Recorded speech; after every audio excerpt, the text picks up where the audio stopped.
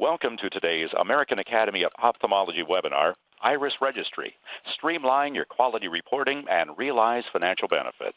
And it's my pleasure this time to present your moderator, Ronaldo Huanzo, who is Vice President for Communications and Marketing for the American Academy of Ophthalmology. And Ronaldo, welcome. The audience is all yours.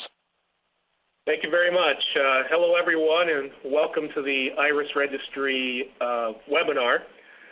Today's session is actually the second in a series of webinars to introduce members of the Academy to the Iris Registry. This is a very important strategic initiative that the Academy is moving forward to help to improve a variety of performance metrics on behalf of the profession of ophthalmology. For those of you who missed the first session, it has been archived and it's available on the Iris Registry website, and the link there is provided for you. I'm going to introduce our speakers for today's session. We have Dr. William L. Rich III. He's the chair of the Registry Measure Development Work Group. Dr. Rich also serves as the Academy's Medical Director of Health Policy, having served in that role since 2005. He also practices as the Senior Partner in Northern Virginia Ophthalmology Associates. Also joining us today is Michael F. Chang, MD, who is the Knowles Professor of Ophthalmology and Medical Informatics and Clinical Epidemiology at Oregon Health and Science University. Dr. Chang is the chair of the Academy's Medical Information Technology Committee. He's also a member of the Academy's Pediatric Strabismus Annual Meeting Program Committee.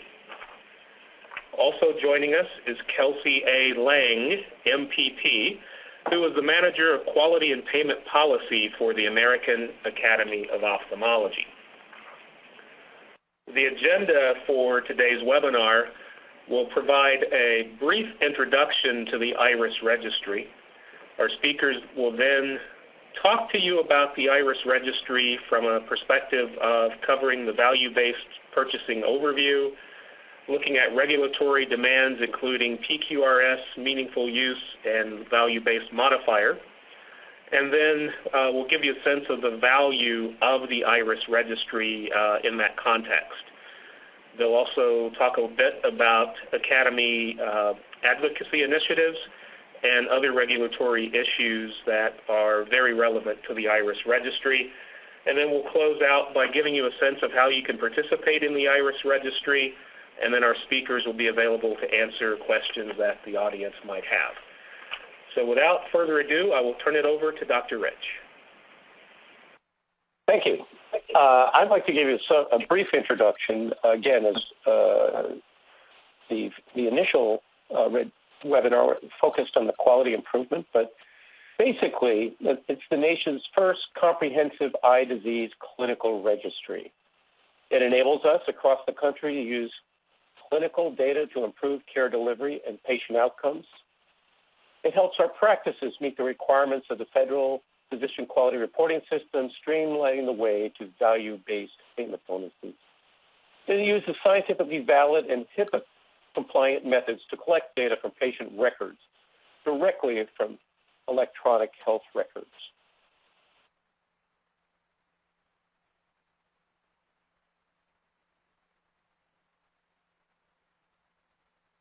Probably the function and the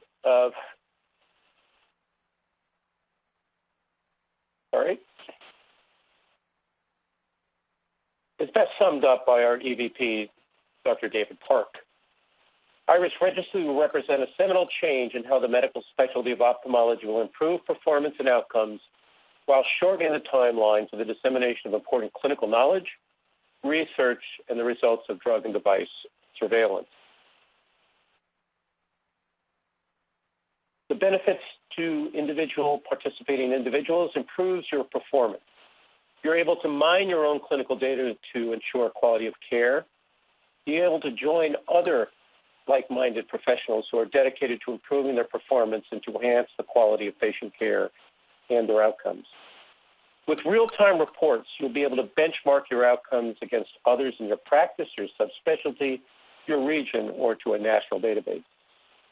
You'll be able to perform risk-adjusted calculations to account for patient care morbidities and the severity of illness.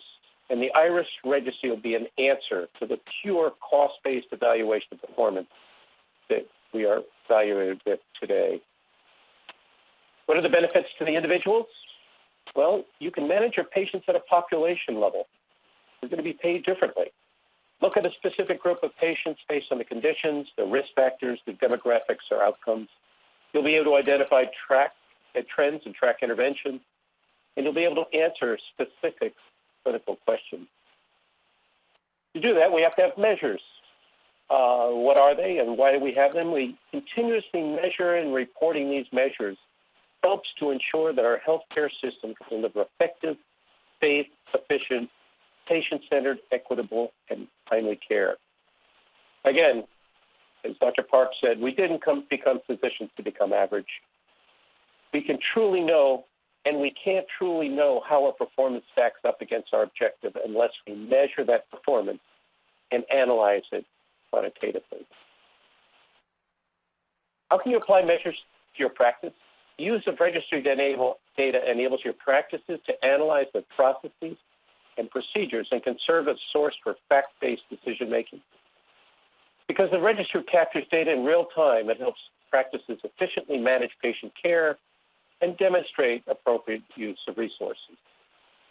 Monthly feedback reports from the registry allow the practice to monitor and improve performance continuously within their practice and benchmark their performance against other practices, the national database. What are the benefits to our patients? In the short term, patients who are treated by participating ophthalmologists benefit from the experience of their own clinician, whose knowledge is augmented by data driven by thousands of clinicians and millions of patients across the country. Long term, data collected will support new discoveries leading to improved patient care. Value-based purchasing, how and why Medicare is changing the way it pays physicians. We are moving from a system that pays on the basis of volume, fee-for-service, to a system that pays for value. This means that physicians are going to be rated according to the cost and the quality of the care they provide. Here's that formula. Low cost, higher quality equals value equals higher payment.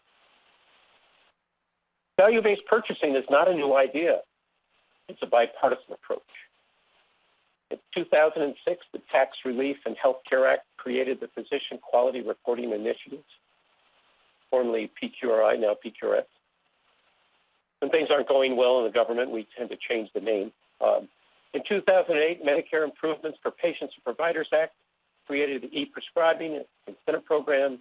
In 2009, the American Recovery and Reinvestment Act created the EHR incentive program. And finally, the Affordable Care Act created the value-based modifier and established penalties for failure to participate.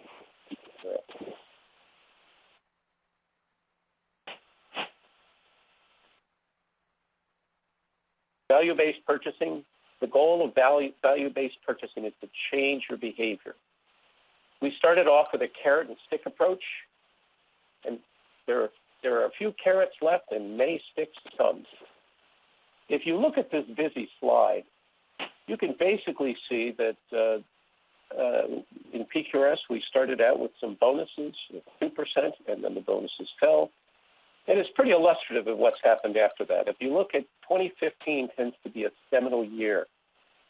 If you drop down to the bottom, you'll see that the penalties are incremental, progressive, inexorable for the lack of participation in PQRS. I'm going to turn it over to Mike, who's going to talk about some of the regulatory demands that you and your practices are facing now. Mike? Well, Bill, thanks. If you keep in mind that last slide that Dr. Rich showed up, we're going to come back and talk a little bit more about that with regard to the financial benefits of a registry participation later. But in this section, what I'm going to do is we'll go through some of these regulatory demands. And number one is PQRS, number two is meaningful use, and number three is the value-based modifier.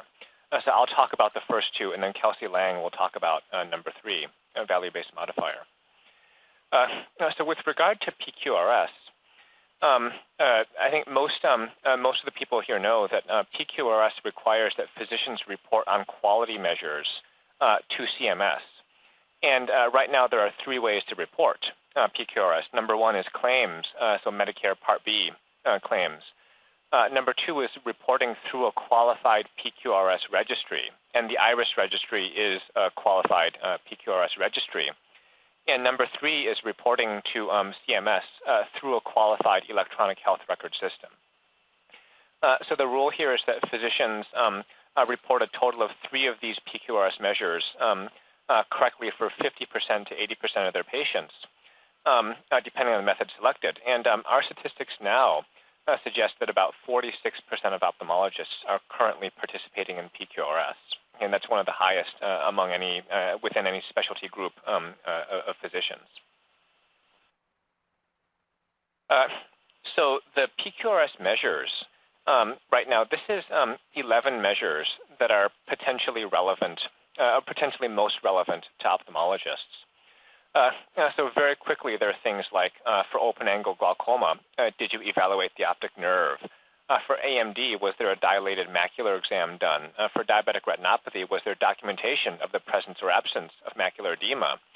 Was there communication with the physician who manages ongoing diabetes care? So overall, these measures have been developed and vetted over the years. And some of them are a little bit more outcome measures, and some are a little bit more process measures. But again, these are 11 that are relevant, most relevant to the average ophthalmologist. For example, cataracts, was there 20/40ths or better visual acuity within 90 days following cataract surgery? Were there any complications within 30 days following surgery? So we've got all these PQRS outcome measures. The second element of these regulatory demands is meaningful use. And I think all of you will know that meaningful use refers to the requirements of the EHR incentive program that was legislated in 2009 as part of the so-called HITECH Act. And so the EHR incentive program is really administered through CMS. And to participate, physicians have to use a certified electronic health record system. Okay, and the rules for certification are governed by the Office of the National Coordinator for Healthcare Information Technology. So the ONC comes up with the rules for certification, and meaningful use is really administered by the CMS. So overall, what this means is that physicians have to meet a set of functional objectives as part of the meaningful use guidelines, and these include reporting on clinical quality measures.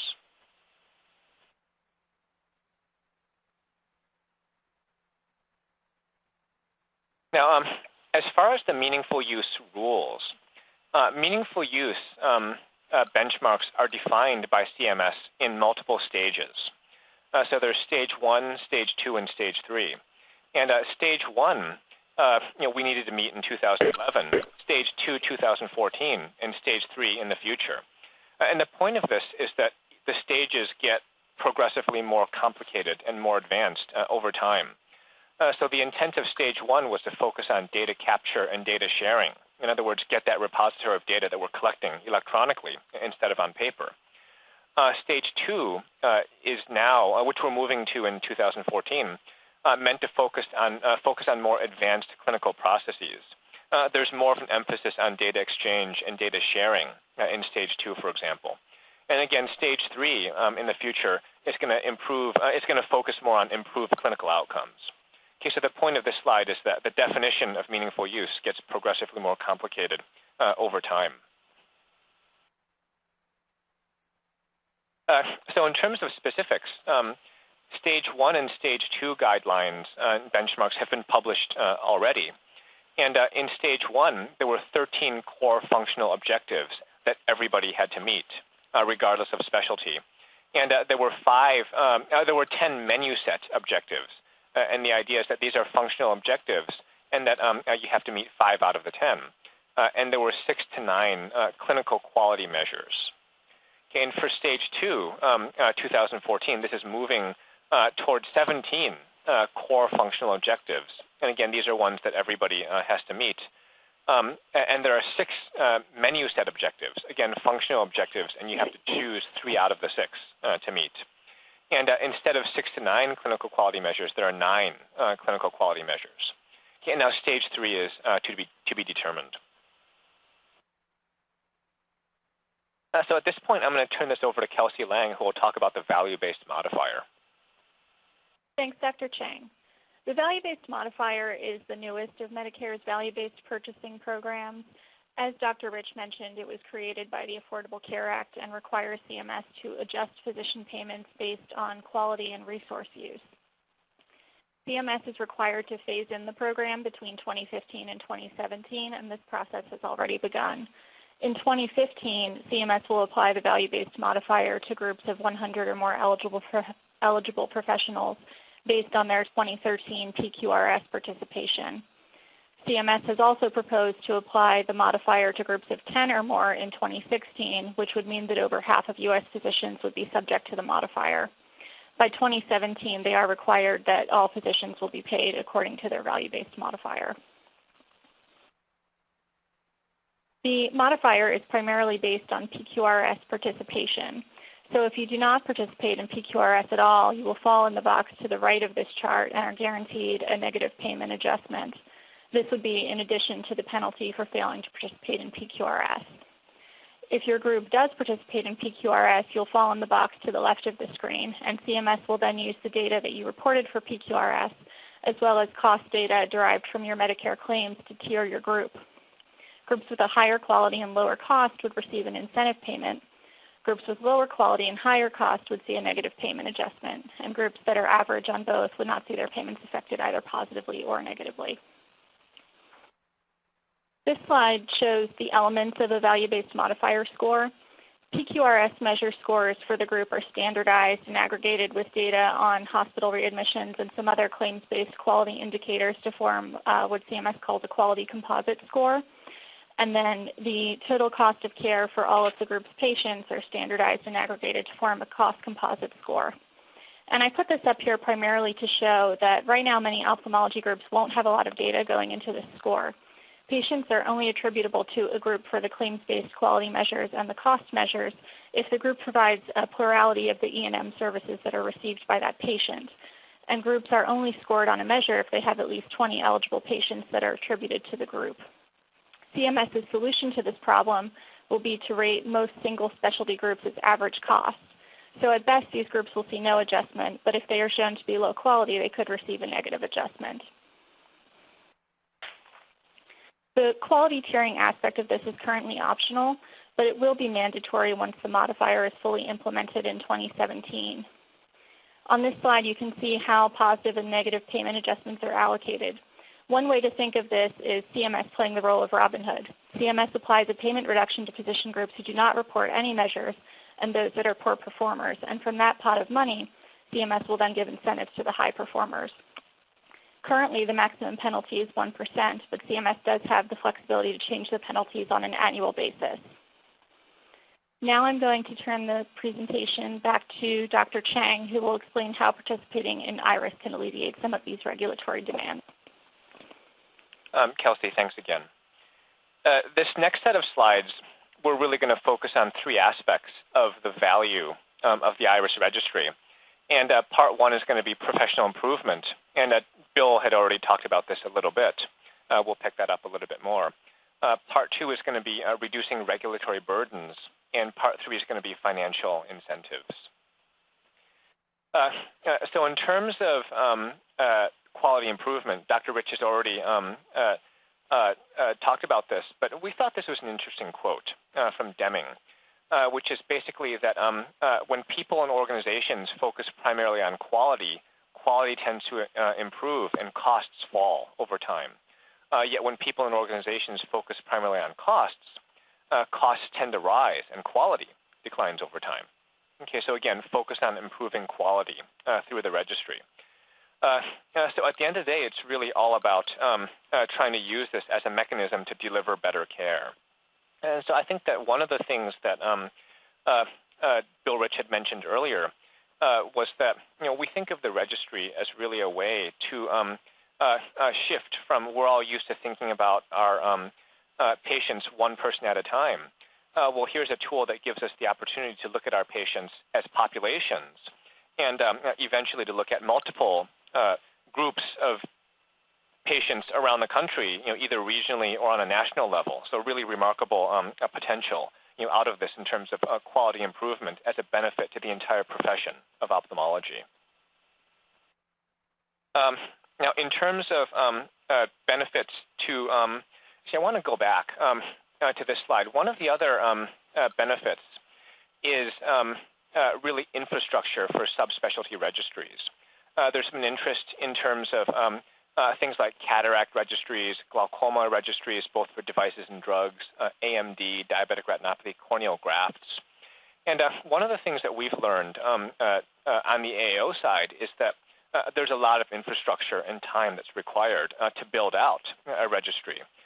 So it's our hope that that we'll be able to collaborate with subspecialty societies and take the responsibility of housing the infrastructure for doing that, and so have cataract registries, for example, as part of the IRIS registry.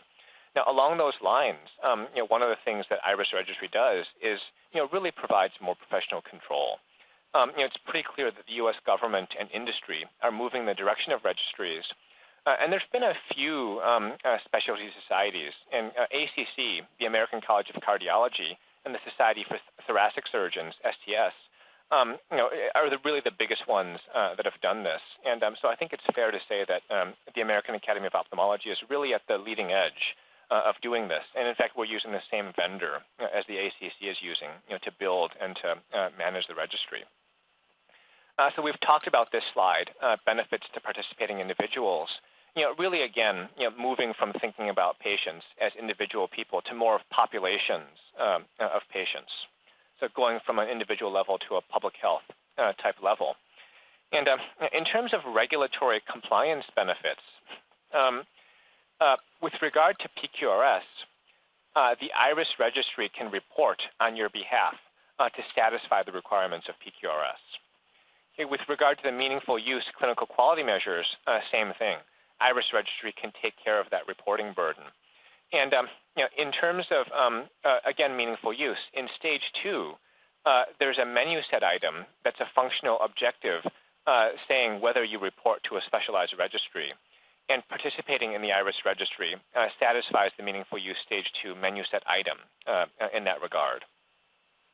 Okay, so and the other thing to follow up on what Kelsey was saying, IRIS registry can report on your behalf to satisfy the requirements for reporting on quality measures that are relevant to the value-based modifier. Okay, so with regard to all these, the bottom line is really that this has potential to reduce the reporting burden for physicians and also for their offices.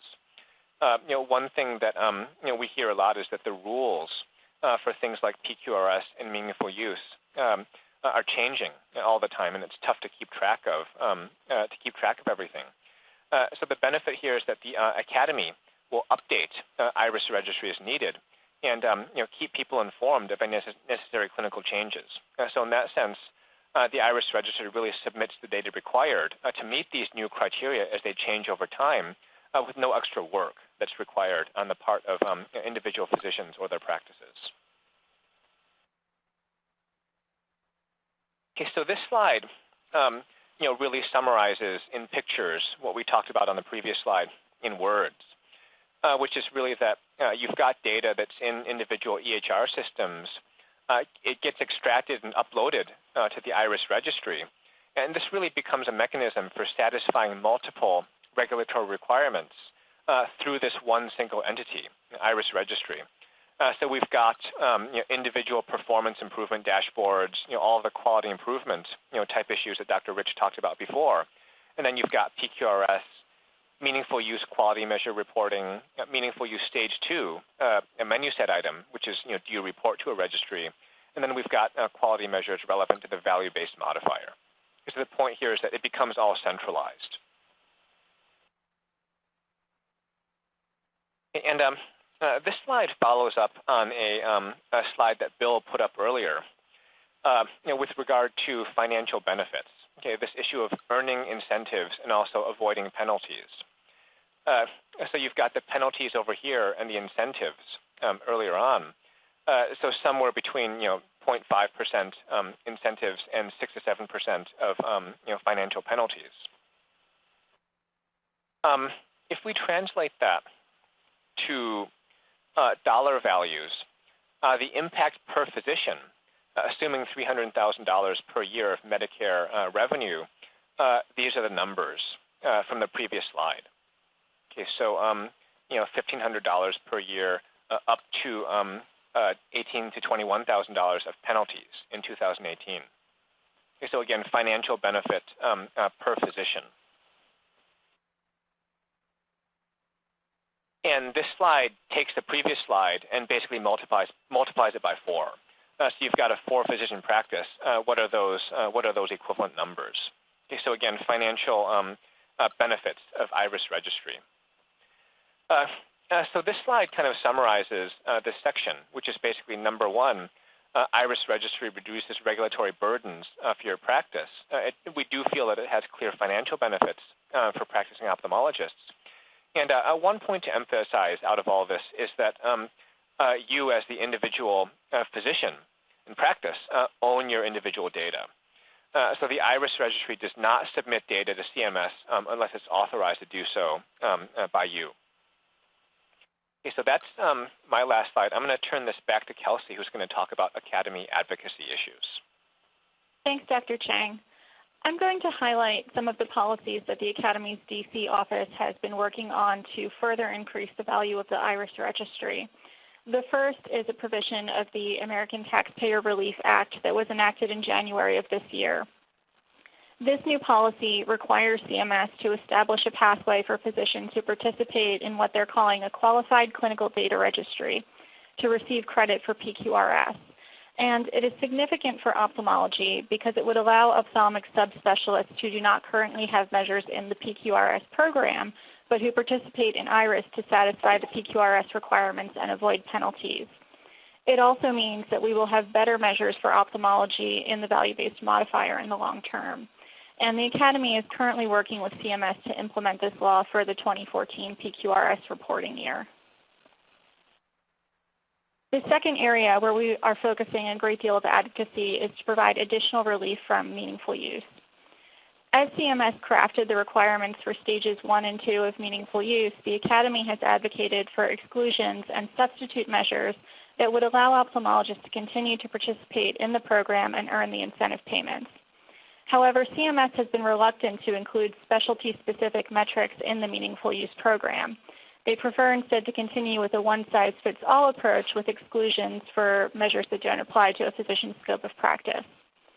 So in addition to seeking more exemptions from the EHR penalties, the Academy is now pursuing program changes that would deem physicians who use a certified EHR to participate in the IRIS Registry as having met the requirements of meaningful use. And we think that we have a pretty convincing case. On the left, you see the priorities that CMS and the National Coordinator for Health IT have set for the Meaningful Use Program. And on the right, you see how we believe that IRIS satisfies these objectives. So physicians who participate in the registry meet the stage 1 goal of collecting meaningful data on their patients electronically. They would have to do so in order to have data to be uploaded into the registry. They meet the stage 2 goal of using the EHR for advanced clinical processes and information exchange because they are exchanging data with the registry. And finally, the IRIS Registry meets the stage 3 goal of improved outcomes because physicians who participate in IRIS can use registry-generated reports for individualized quality improvement. We have made a strong enough case that the Federal Health IT Policy Committee is currently looking at creating a similar deeming pathway for stage 3 of meaningful use. This policy is in the very early stages of development and will go through several comment periods before it is even considered by CMS. So the Academy is working now to educate the committee on how participating in IRIS meets the intended goals of the Meaningful Use Program. Now, before Dr. Rich goes into how ophthalmologists can participate in IRIS, I'm just going to touch on some of the other common regulatory questions related to the registry. The first is HIPAA. A common question about the IRIS registry is whether or not the HIPAA privacy and security rules allow physicians to send the data. And the answer is yes. HIPAA allows physicians to share patient information with data repositories like IRIS for healthcare operation purposes, such as data aggregation and quality improvement. And all IRIS participants will enter into a HIPAA-compliant business associate agreement with the registry. Another common question is the role of institutional review boards. It is significant to note that participation in the IRIS registry is not considered research because the primary purpose of the registry is quality improvement. This means that there is no requirement for review by an institutional review board. It is possible that in the future the IRIS registry could enter into a research arrangement that requires IRB approval, and if this happens, the registry will seek approval from an IRB. According to guidance that has been issued by the Federal Office of Human Research Protections, there is no need for each site participating in the registry to seek its own IRB approval for that research. The central approval that's obtained by the registry will be sufficient. And now I'll turn it over to Dr. Rich for how to participate. Kelsey and Mike, that was terrific. Thank you. How can we participate? The more data that is collected, the more effective this registry will be. This is the impact of what you hear called big data. This has revolutionized retail, other business functions, and it is in the process of revolutionizing the science and the delivery of healthcare. It'll give us a chance to be part of the future innovations in ophthalmology to improve patient care. Frankly, it's part of our DNA. We were involved in the first randomized clinical trial. Arnold Patz at DC General investigating the role of oxygen and retinopathy of prematurity. Childhood blindness decreased 50% in 5 years. The gold standard for a randomized clinical trial, the diabetic retinopathy treatment trial. We were the second society to develop evidence-based guidelines in 1985. So this is part of our culture. Also, as pointed out by Mike and Kelsey, you're going to benefit from the government program financial incentives. And that's very important. The current chair of the Council of Economic Advisors won his Nobel Prize for pointing out that you can change human behavior more through sequential cuts rather than winning the lottery. And I think if you see that graph that I went through and Michael went through, they hope to change our behavior to improve our awareness of our quality, improve our outcomes, and how much it costs us to deliver that care. Our goal is to have at least 2,000 participating physicians by 2015 for the data to be relevant. How relevant? It's estimated that we're going to have 20 million individual patients in the registry by 2017. We have never had access to large numbers of patients and their clinical background and their outcomes.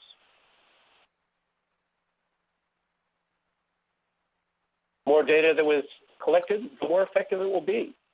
And to encourage you, the Academy is offering participation in the IRIS registries free for 2 years to the first 2,000 members who sign up and implement the system. The pricing structure of IRIS registry has not yet been determined, the long-term pricing mechanism. How do we sign up? Well, basically, you can email irisregistry@aao.org, fill out the questionnaire, review and sign the contracts. You'll be placed on a reservation list in order of receipt, signed contracts and questionnaire. And practices will be contacting the order of the reservation list to receive the software for installation. It should be pointed out that all of us are worried about office flow, whether you're an academe, a one-person, 10-person practice. The beauty of this technology is that it extracts the data at night, so there's not an impact on our office flow. The reservations will allow the Academy to let new users start while maintaining a good user experience for existing users. Suppose you're interested but not ready to sign up. How do you learn more? I strongly encourage you to log on to www.aao.org/Irish Registry. Both this webinar and the previous one emphasizing quality and the mechanics of the IRIS registry are available. And for questions, you can directly email at irisregistry@aao.org. I encourage you to visit the Academy Resource Center in New Orleans at booth 3239. And for more information about meaningful use of an electronic health record and the PQRS system, I strongly encourage you to visit the Academy of Ophthalmology's ophthalmic executive website at www.aao.org/EHR and aao.org/PQRS. We hope you will visit the Academy's electronic office. It is electric, but electronic office in New Orleans in booth 3851. And the Academy will conduct more free webinars on how to get the most value. Also, if you are in New Orleans, be sure to attend the opening session, and the IRIS Registry will be the focus of the opening of the Academy. There's a very prescient comment by Harvey Feinberg, president of the Institute of Medicine, given at the Academy's keynote address in 2008. Quote, "We are facing very challenging times in healthcare in the United States today. I believe that ophthalmology has an opportunity not only to play a part in the solution to those challenges, but also to be an example for the health professions in the way forward. I've been in practice 37 years, and I wish I had another 37 years, which I don't, to reap the benefits of this seminal change in the way of practice." Ronaldo? Thank you very much to our presenters.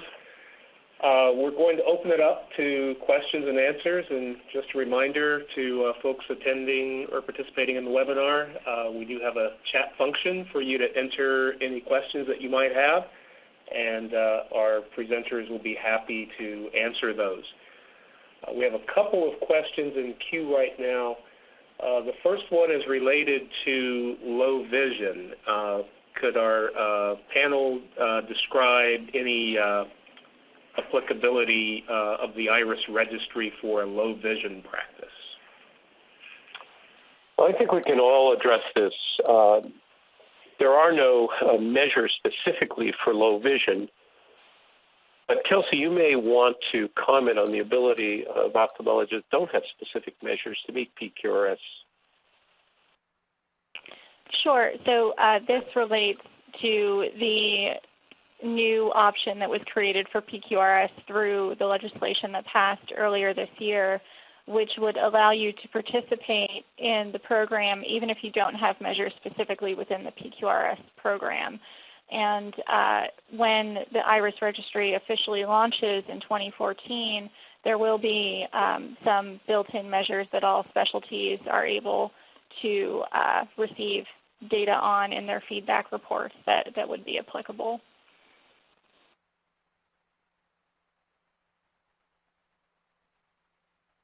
I see a question in here, Mike, you might want to address, and Nancy, is the issue of document management systems. I'll start by saying I have SRS, which is moving to a digital system within a year. Do you know anything about any of the other systems, Mike, like Athena, that have scan systems now? I don't, Bill, I don't specifically, the question deals with, the questioner says, I'm part of a large multi-specialty group. We use an EHR by the whole group, and it doesn't do anything for ophthalmology because there's no ophthalmology module, so they have to scan all the documents into the system. Therefore, to participate in IRIS, we need to either manually enter the data, which is very time-consuming, or get another EHR, which everybody else in the group who's not an ophthalmologist will be frustrated about. So, Bill, I agree. This is a difficult, question. The bottom line is that a lot of these EHRs, well, number one, they may not do much or do anything in this case for ophthalmology, and number two is that a lot of these systems don't talk to each other very well. And on the Academy side, we've really tried to push standards and interoperability very hard. And so the point of standards and interoperability will be that if the EHRs abide by these standards, they can better communicate with other EHRs and send data back and forth. So one response to this question is that we do have a list of vendors who sort of abides by these standards, more than others, and that we're happy to supply to you. And you can write to me about that, or you can write to Kelsey or to Flora Lum at the Academy, and we can get that out to you, because there are a lot of initiatives that the Academy is participating with that, and so we can get that out to you. If that's not practical, so the suggestion would be to get an EHR that's ophthalmology specific that can then talk to the other EHR that doesn't do ophthalmology. The other possibility is to try to do what the vendor Bill had talked about with, is basically to input in the minimum amount of data that the registry would need, which is a tough option, but that some vendors have done that before. So in summary, that's a long way of saying that it's tough, but I think it's a solvable problem. Mike, there's also a lot of questions about compatibility. And I think, in other words, is my EHR system, is it going to be compatible with IRIS? I think you might want to spend a moment talking about the extraction technique that makes it agnostic on which EHR system you have. Sure.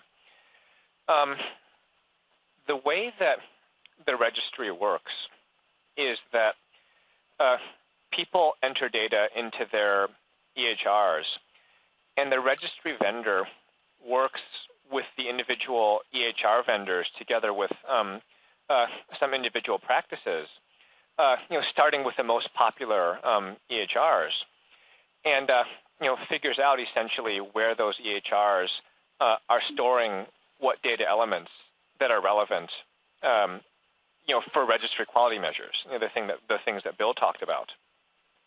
And so the point of this, and once that happens, the registry extracts that data from the EHRs, generally at a time when you're not seeing patients, and so it doesn't interfere with, speed, anything like that. So it extracts those data and puts them into a standardized format. So in other words, from the registry standpoint, we don't know which data came from which type of EHR because it all gets transformed into that standard format. And so the point of this is that once it's been done for one EHR, doing a second practice with that same EHR is much quicker than the first time around.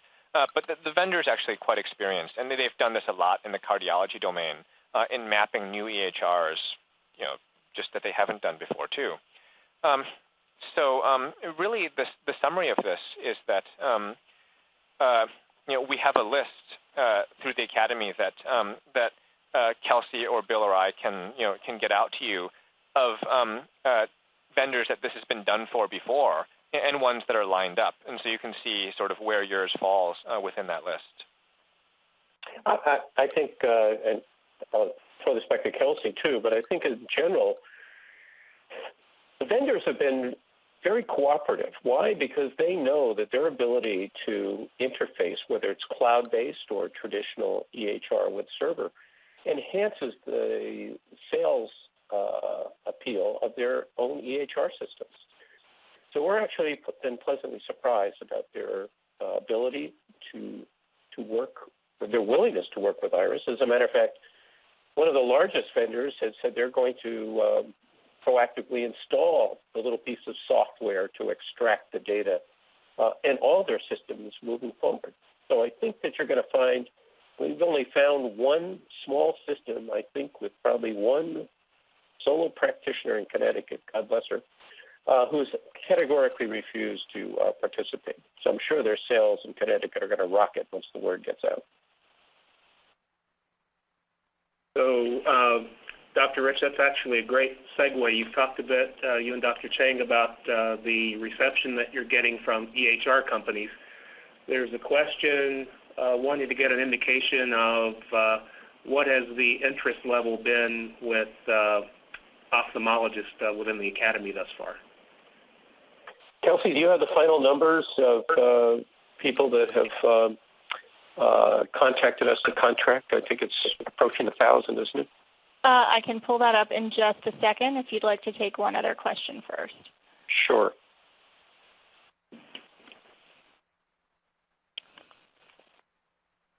Question is, if you have a group of ophthalmologists in one office, does everyone have to participate, or can individuals choose to participate?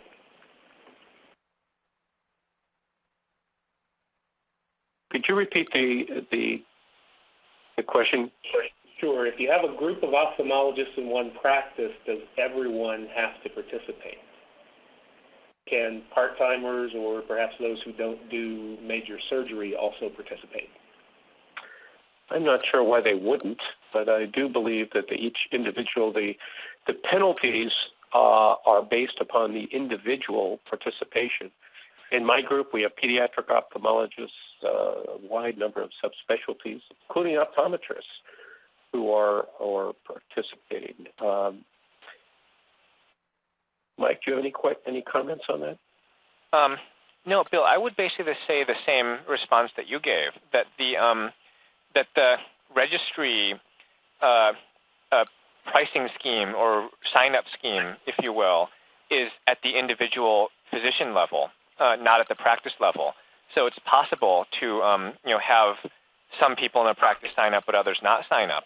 Having said that, the work generally gets done at the practice level because it's mapping out the EHR to the way that your practice does things. Now, of course, it's possible that individual physicians may do things slightly differently, but those differences are generally much smaller than the differences among different practices. And so it would seem like it's a lot of extra. You could, as someone who didn't sign up, the amount of work that would take to sign up would be so low that it would be tough to imagine not wanting to do it. Right. There's a great question here, Ronaldo. Is the registry reporting our stuff directly to CMS or to the academy? Well, actually, again, the individual physician owns their own data, and it was only reported. The registry will collect it, store it securely, and forward it to CMS to help you meet your PQRS requirements if you so desire. But you own that data. The academy doesn't have access to your individual results with an individual patient. The academy owns the aggregated data, but you and only you have the relationship and the data that links you to a patient. Dr. Rich, I have those participation numbers. We have about 450 ophthalmologists that are contracted and another 300 on the interest list. Okay, that's very helpful, Kelsey.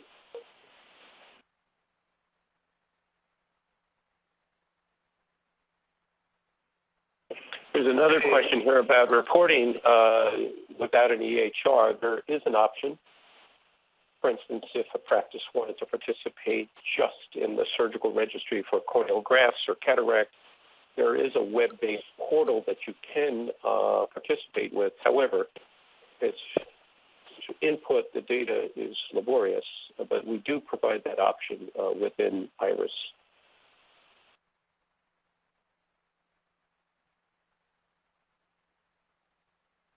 Ronaldo, I'm looking at, there are a few questions here regarding if a practice has their EHR on the cloud, how would it function with IRIS Registry, given that the practices don't have direct access to their servers? And there are several approaches that the vendors have taken to this, and it seems to be working pretty well. Number one is installing that connector directly into the cloud on the server that's there. And then having IRIS Registry pull data out, the way that we do for any other server that's in your office using a traditional kind of client-server model.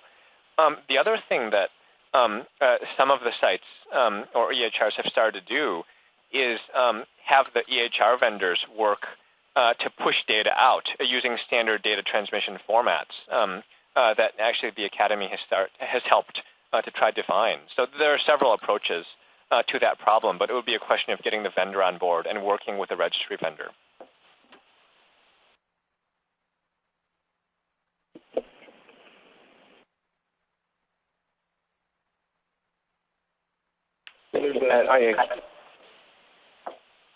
I agree with Mike in that we have the mapping ongoing with 2 different cloud-based EHR systems at this time.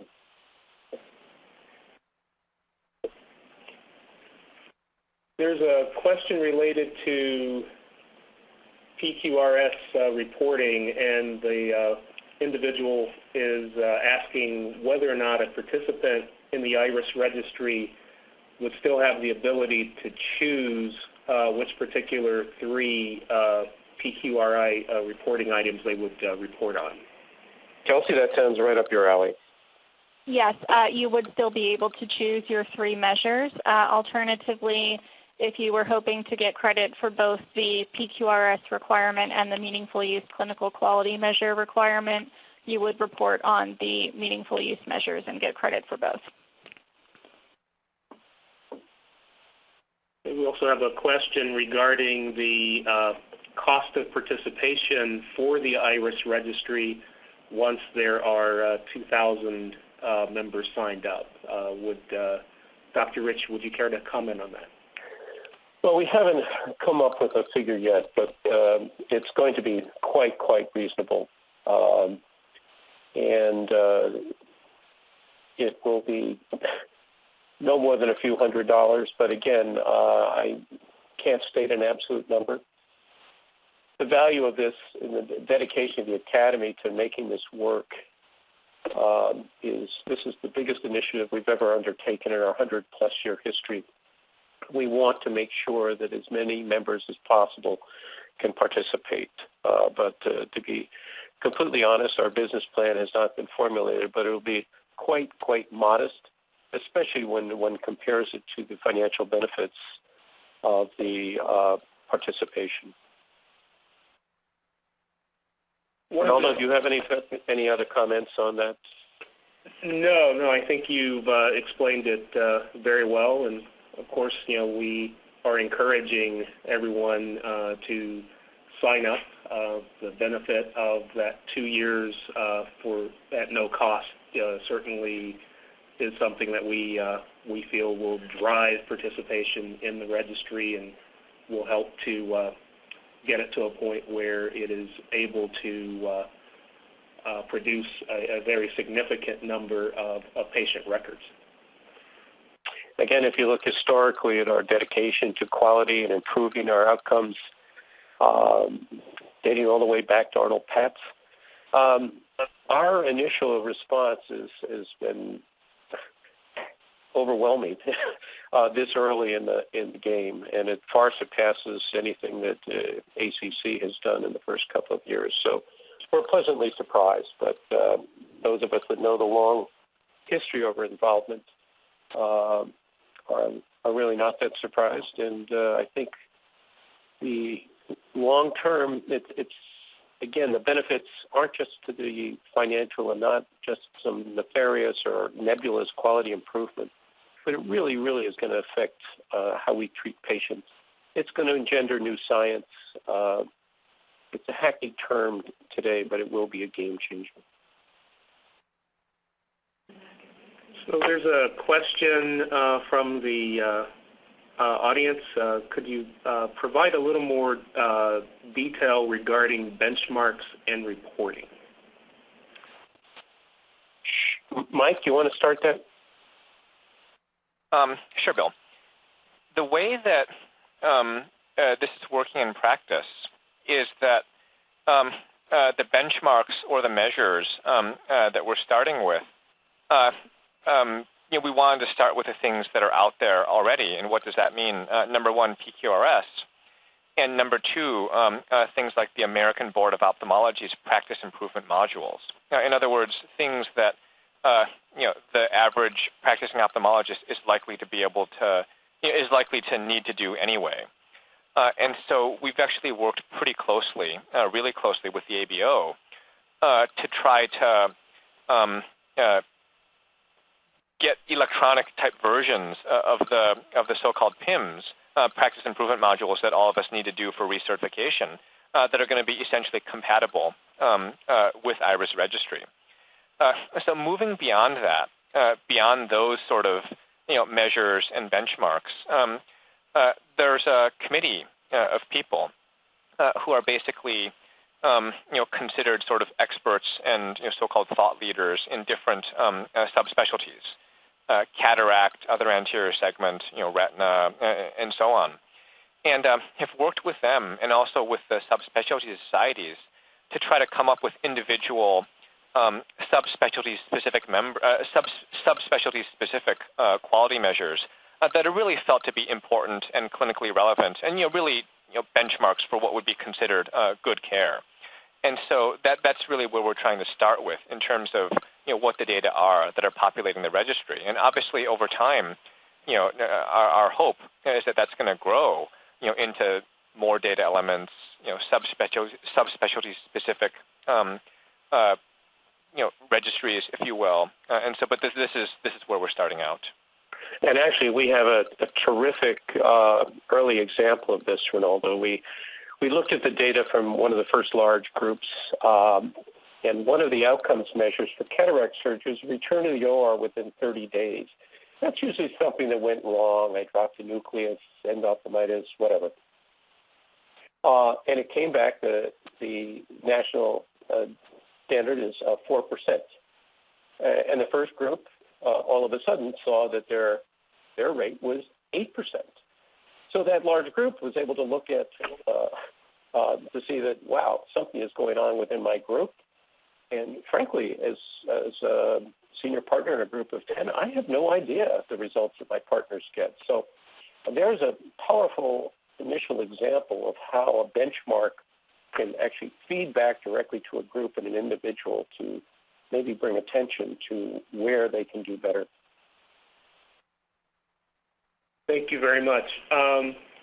Switching gears just a little bit, can our presenters talk a bit about whether or not the IRIS registry has a preference for a Mac or a PC system? Doesn't matter. I'm going to turn that. It doesn't matter. Yeah. Okay. Next question, someone would like to have you talk a little bit about any potential downside of participating in the IRIS registry, and they have prefaced this by they're very impressed with what they've heard during this presentation. Is there any downside to participating?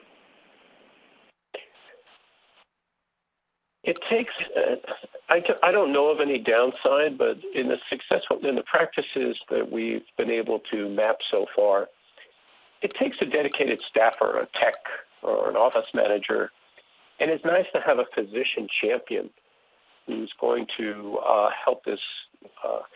Most of the time is spent up front.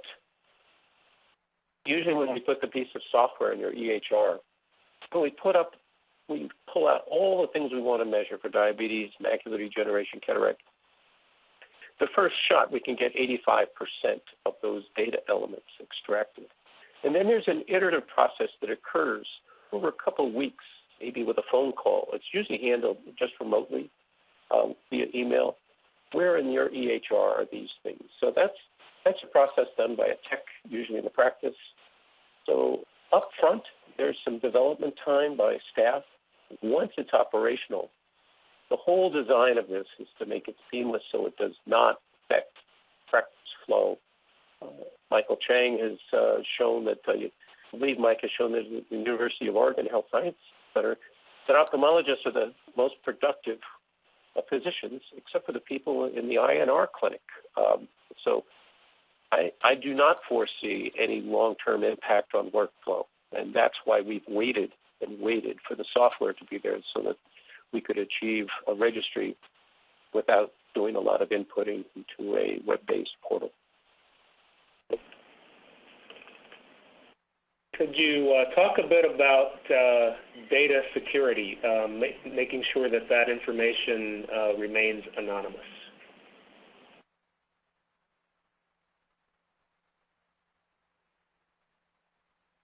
Certainly, I think all three of us can contribute in this area. But the only person that has access, as I stated before, Ronaldo, I have access to my patients, to a dashboard. I can log on to my laptop and pull up all my patients. I can pull up all my diabetics and see how they're doing. I can make inquiries to see how many of them are on what medicines, what their hemoglobin A1Cs, their blood pressures are. But I am the only person that has that direct link between my outcomes and an individual patient. If you elect to report to PQRS, just like you would now, that is actually based on actual outcomes with patients. CMS gleans that from administrative charge data. So that is segregated by the vendor. The academy doesn't have access to it. Payers don't have access. Lawyers don't have access to it. Patients don't have access to it. It's just between you and the patient, you and CMS if you so desire. And I believe the STS registry, when was that started? About 1988, Mike? There's never been a legal challenge where people get access to the physician-patient level data. Kelsey, do you have any comments in this area? I think that's a good summary as far as access to CMS, by CMS to the data and by the Academy to the data. There was also a question about access by researchers, and no research would be conducted on any identified data without permission from the physician. Exactly. And the Academy. Go ahead, Mike. No, sorry. I agree with both of what Bill and Kelsey just said. I would only add that clearly the data that's uploaded to IRIS Registry is not anonymized because it's going to be submitted to CMS for things like meaningful use and for PQRS. But on the other hand, there are industry-level protections against, regarding security and privacy. And with regard to the research bit, exactly like Kelsey said, the idea is that if that ever happened, that it would be fully de-identified. And in fact, we can go to the CMS website now and buy Medicare data sets that are de-identified the exact same way. And so our thinking is that this would be a way for quality improvement and eventually for large-scale research studies and public health and population-based studies while protecting the identity of individual doctors, individual patients, and practices. Thank you very much. The next question is related to PQRS. If you have not participated in PQRS before and registered to participate in the IRIS registry, could you qualify for meeting the PQRS requirements for this year? Kelsey.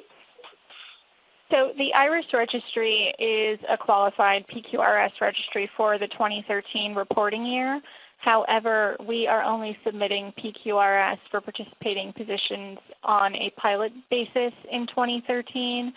So while there is a possibility that if you went under contract with IRIS and had the software installed before the end of the year, you could submit on a pilot basis, we would still recommend that you at least did some claim submissions to ensure that you avoided the PQRS penalty. IRIS will fully launch its PQRS reporting capability in 2014. Perfect. Our next question pertains to how will the analysis or results of the IRIS registry data be disseminated to participating doctors, to the public, and perhaps the medical community? Mike, why don't you tackle that first? Sure, Bill. The way that it's going to be disseminated to individual participating doctors is that you can look at how you're doing, and you look at how you're doing in objective terms or compared to other people just by querying the system. And the system is easy to use. You'll go on and run your query, and you can get those results. And roughly once a month, you'll get a report as a participating doctor that comes from the vendor that summarizes some of those key outcome measures. In terms of disseminating to the public or to the medical community, I'm not sure I have a good answer to that from the AAO perspective beyond saying that there's nothing that's going to be out there that identifies individual doctors, individual regions or patients, and so maybe I just sort of leave it at that. Yeah, the Academy is not going to be disseminating the benchmark data, or certainly not your data. I can foresee in an era when, if you Google yourself or the participants in your practice, the first thing that comes up are a couple of silly sites where you've had 4 reviews. If you look at the power of measurements and improvement, I think physicians are going to voluntarily say, look at this, I'm in the 90th percentile. I'm tired of this. I elect to release that data. The Society of Thoracic Surgeons is rather not the most progressive or liberal, but they felt so confident in their ability to improve their outcomes that 85% of the heart surgeons in the United States released their outcomes for the most common cardiac surgeries, not in the Society of Thoracic Surgery Journal, but in Consumer Reports. That's how improvement can improve the outcomes and the confidence in physicians in saying, you know what, I've improved, I've reached these benchmarks, and I'm proud of it. But you and you alone will make that decision if you decide to make that public, not the Academy. Okay, we have time for probably a couple more questions. This one relates to security of the data extraction. And have there been any instances, perhaps, of information theft or hacking into existing EHRs? So I think the person's trying to, existing registries, rather. I'll tackle the historic thing, and I'll let Mike talk about the technical aspects. But it has not happened in the history of STS since 1988. The vendor that we use has been in operation for, I think it's about 8 years in cardiology, and it hasn't happened. Mike, do you have any comments about the technical? No, Bill, I would say the exact same thing, that the system is architected basically, at the highest level of what's considered the industry standard right now in terms of architecture and encryption of the data transfer process. And I would say the same, that we've talked with the STS, people and haven't heard of any incidents, like that before. Thanks, Mike. Okay, so our next question relates to potential declining reimbursements, perhaps because of the IRIS registry. The individual gives an example, the recent decreases in cataract surgery time leading to decreased RVUs. Could you comment on that? Well, actually, if anything, IRIS will improve on that. The most powerful instrument that the Society of Thoracic Surgeons has used in the evaluation of their services on a code-by-code basis is the objective data about intra-service time, how long it takes you to do things. But if you go back to the slide that Mike and I showed, the only way that we get judged now by commercial payers is by the cost of our services. Absolutely no consideration has been given to quality or outcomes because we don't know how to measure it. Registries can. If you look at United Healthcare, they are increasing the amount of their payments based upon quality and value and cost from $10 to $70 billion. Right now, they can't differentiate if you're a good surgeon taking care of complex patients where you would expect higher costs. They cannot differentiate that at all. So I look at, as Dr. Park has pointed out repeatedly, it really changes the way that we can make the arguments to payers and society about the value of our service, the worth of our service. We don't have a way of doing that now, and this will be a way that we can show and improve it. We are getting close to the end of our time, and to close out, I'd ask each of our panelists if they'd like to have a final comment for our audience.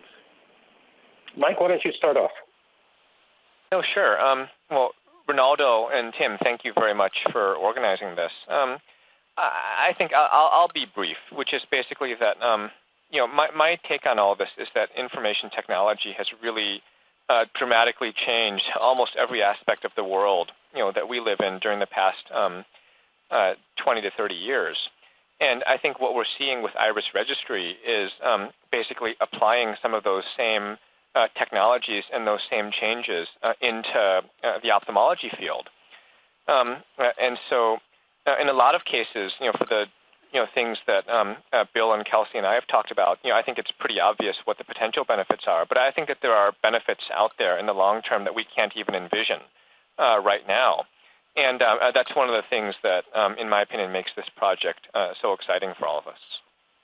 Yeah, I'll just make that's spot on, Mike. I'll just use a little example. If you look in cataract surgery, it took us 5 to 10 years to figure out what was causing a lot of drop nuclei in American males. David Chang took a poor fellow and said, I want you to pull the videos and the records of everyone I've dropped the nucleus with. And said, oh, look at this, 80% of males. It took us years to figure out the relationship to Flomax. With this technology, we'll be able to pull up all of your drop nuclei. You will be able to look at all the medicines that they're on. And with a push of a button, we could have solved this problem today that it took the brilliant Dr. Chang a long time. So I'm excited about the new thresholds in science that are going to occur and the rapid adoption and spread of knowledge. We're the best of all specialties in adopting the evidence in trials. But if you look in general, to have the evidence of a trial, Ronaldo incorporated into practice 50% in 5 years, this is going to shorten that. Kelsey, you have any comments? I would just add to what you and Dr. Chang said. I think that increasingly we see Medicare payments moving towards payments that are more quality-based, and we see commercial insurers doing the same thing. And there's two ways that this can go. Either the payers can define the measures that they feel are important, or the profession of ophthalmology can define the measures that it believes are important from a payment perspective. And I think that IRIS gives us the capability to do that. Thank you again to Dr. Rich, Dr. Chang, and Ms. Lang. And thank you, everyone, for taking time out of your busy schedules to participate in this webinar. For more information about the IRIS Registry, please visit www.aao.org/IRIS-registry. And for questions by email, you can submit them to irisregistry@aao.org. And one last reminder, please be sure to visit the Academy Resource Center at the 2013 annual meeting in New Orleans, booth 3239. Thank you very much. And thank you, Ronaldo, and thanks to all of our speakers. That concludes today's American Academy of Ophthalmology webinar, IRIS Registry. Streamline your quality reporting and realize financial benefits. Our program is copyrighted in 2013 by the American Academy of Ophthalmology, all rights reserved. Thank you for joining us today, and enjoy the rest of your day.